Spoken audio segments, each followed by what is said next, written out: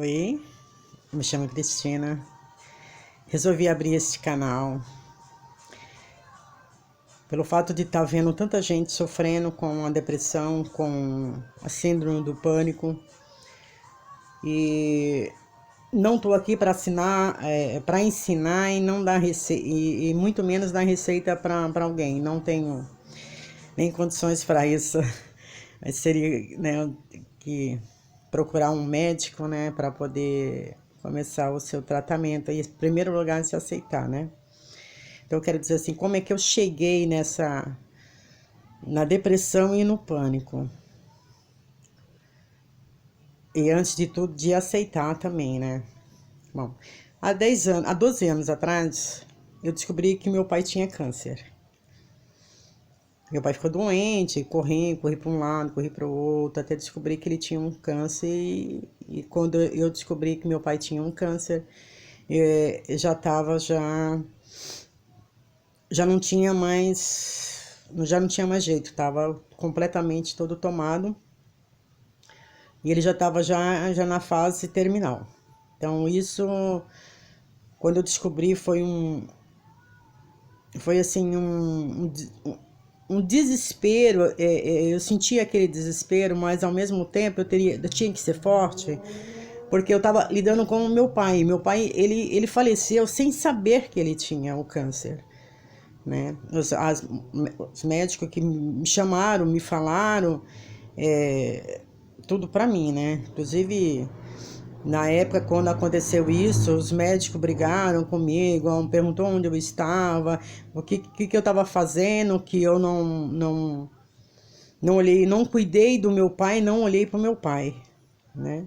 Então isso é muito dolorido quando você tem um ente querido que está doente, né? E muitas vezes assim, os médicos não sabem falar com você, eles falam assim como se você fosse responsável por aquilo que está acontecendo, né? E não era descuido, não era descuido. Meu pai, ele tinha um vício de bebida, né? Então, quando meu pai ficava doente, né? E ele mesmo tomava os remédios dele, tomava, daqui a pouco melhorava, né? Mas aí foi se agravando até um dia que ele passou mal e eu tive que levar ele no hospital. E, né, o diagnóstico foi dado como câncer, né? Ele se internou por 44 dias.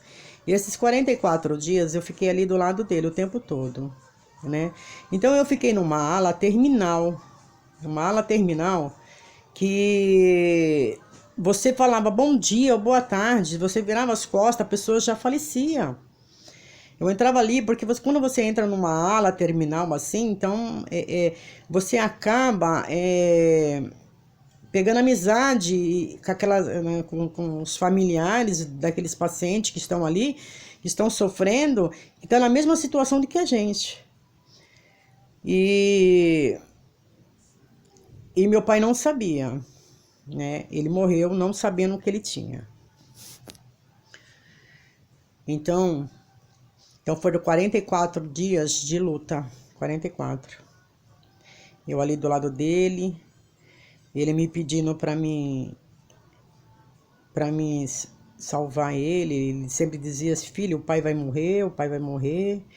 E eu queria chorar, eu não podia chorar, porque eu estava ali com ele, né? Então, o que eu fazia, né? Vamos orar, pai, vamos orar, vamos pedir perdão por aquilo que o Senhor não fez, por aquilo que o Senhor fez. Ai, filha, mas eu não sei orar, eu não sei rezar. Aí eu começava a falar com ele, falei, então tá bom, pai, eu vou lhe ajudar e a gente vamos rezar, né? Você sabe rezar o Pai Nosso? Não, Pai Nosso você rezar. Então, reza o Pai Nosso. Mas tenha uma conversa, Pai, diretamente com Deus. Né? Não tenha vergonha de falar com Deus. Né? Eu sou católica, né? Então eu ia muito na igreja, eu palestra. Então eu sempre acreditei muito no Deus e sempre busquei muito. Mas sempre fui uma pessoa muito ativa, né? Amo, adoro festa, adoro viagem, né? E aí aconteceu esse caso com o meu pai. Então eu sepultei o meu pai. Ele faleceu no dia 9 e no dia 10, isso de janeiro. No dia 10 eu sepultei ele. E no dia 17 eu tive uma separação devido a uma traição e eu não aceitei. E saí dali e fui pro interior cuidar da minha mãe, né? Inclusive, ele faleceu no dia 9, né? No dia 10 enterramos eles e no dia 21 era aniversário da minha mãe. Aí eu saí dali, fui lá pro interior para poder dar um apoio para minha mãe, né? E que ela estava no interior, na casa da minha avó. Aí fui para lá. Então eu sempre tentei ser muito forte, né? Então sempre estava correndo para um lado, para o outro, quem precisasse de mim. Eu sempre fui uma pessoa muito que eu sempre me doei muito, né? Eu esquecia o meu lado sentimental, o meu lado, né? Eu sempre esquecia, sempre coloquei sempre em primeiro lugar as pessoas, né? E não que eu quisesse ser melhor, porque eu nunca, ninguém é melhor do que ninguém, né? A gente tenta fazer o melhor, né? Então, aí quando eu tava superando essa depressão, né? Essa depressão aí da morte do meu pai, aí veio o acidente da minha filha. Antes disso, nós fizemos uma viagem muito gostosa, né? Fizemos um cruzeiro para Salvador, foram 7 dias em alto mar, muito gostoso, eu e ela. E era uma filha assim muito amiga, muito carinhosa, uma pessoa assim, também que só via, ela gostava de fazer o bem. E sempre estava comigo. Eu saía com as minhas amigas, eu ia para um pagode, eu curtia, eu gosto, né? Afinal de contas, estava separada e eu saía. E aonde eu estava, ela estava junto. Ainda dizia para ela assim, filha, aqui só tem coroa, filha, vai procurar um pessoal mais jovem para você. Não, mas eu gosto de estar no meio de vocês, porque vocês têm outra cabeça, vocês têm mais alegria para acrescentar né, pra gente. E naquilo eu me sentia feliz, porque minha filha sempre estava comigo. Aí veio o acidente dela, né, com 4 anos, né? Depois de 4 anos do meu pai, veio o acidente dela. Eu fiquei 15 dias praticamente sem conseguir entrar na UTI, porque eu não conseguia ver ela ali imóvel, sem se mexer, sem nada. Então foi um baque muito grande para mim. Meu pai foi 44 dias e ela foi 42 dias. Foi 2 dias de diferença. Então ali, quando ela estava ali, quando eu consegui entrar dentro da UTI, eu olhei para ela e olhei para cima e disse, Senhor, seja feita a tua vontade, não a minha. Porque a minha vontade é ter a minha filha aqui, mas eu quero ela perfeita como tu me deste quando tu me entregou no meu ventre. Como ela estava. Porque os médicos diziam que se ela sobrevivesse, ela poderia não falar, não andar, né? Ela podia até vegetar. E isso eu jamais queria ver uma minha filha tão saudável, uma filha estudiosa, uma menina bonita, né? Vegetando. Então eu conversava muito com Deus. Seja feita a tua vontade, não a minha. Né? Porque se eu pedisse para Deus, né, pedir, né, como ele é Deus, ele é o dono da cura, ele é dono dos médicos, ele é médico dos médicos, quer dizer. Então ele poderia curar a minha filha, né? Mas foi feita a vontade dele, né? Não poderia ser feita a minha. Aí saí dali, fui pro interior, ficar um pouco com a minha mãe. E depois, com 1 ano, faleceu uma cunhada minha, também com câncer. Aí depois, com 15 dias, foi a minha avó. Depois, com 3 meses, foi um tio. Aí depois, aí foi, né? Então as pessoas, eu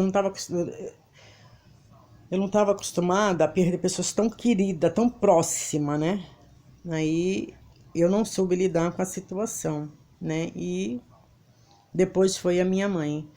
A minha mãe, ela tem 3 anos que minha mãe faleceu. 3 anos que minha mãe faleceu. Eu não consegui também ir no hospital vê-la. Eu não consegui acompanhar. Aí foi isso que foi acontecendo. Aí eu via muito, no meio de tudo isso aí, eu fui percebendo como que as pessoas são egoístas. Como as pessoas, elas só pensam nelas, elas não pensam nos que estão do lado, não se preocupam. Não se preocupam. Eu, com toda aquela dor da perca da minha filha, eu tinha que ser forte para poder segurar, ajudar aqueles que estavam perdendo. E eu conversava com Deus, eu falava assim: Senhor, todo mundo vê a sua dor e a minha dor. Eu não tive preparo de luto, eu não tive espera, eu não tive aquele luto trabalhado, eu não tive. Porque sempre tinha alguém que estava precisando e eu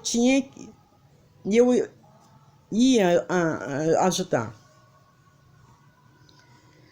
Quando me dei conta que eu estava com depressão, eu estava no interior, junto com a minha mãe. Quando eu fui numa farmácia, de 60 quilos, eu cheguei a 45 quilos. Uma dor que estava no meu estômago, eu falei: mãe, eu vou na farmácia comprar um remédio. Até aí eu não estava nem me olhando no espelho, eu não me olhava no espelho. E aí eu resolvi me pesar. Quando eu me pesei, eu estava com 45 quilos. Nossa, imagina, 60 quilos para 45.